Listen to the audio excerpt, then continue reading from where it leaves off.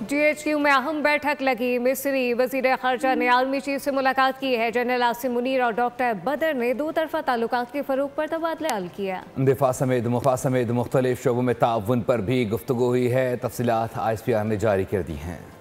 Field marshal Asim Munir से मिस्री वज़ीर ख़ारजा की मुलाकात। GHQ में जनरल आसिम मुनीर और डॉक्टर बदर अब्दुल अताती ने पाकिस्तान और मिस्र के बराताना ताल्लुकात पर तबादला ख्याल किया। मुलाकात में दिफा और सलामती के शोबों में ताउन, अस्करी रवाबित, तरबियती इश्तराककार और इलाक़ाई अमन इस्तेहकाम पर भी गुफ्तगू हुई। ISPR के मुताबिक दो तरफ़ा दिफाई शराकत दारी मज़ीद मजबूत बनाने के अज़्म का इजहार किया गया।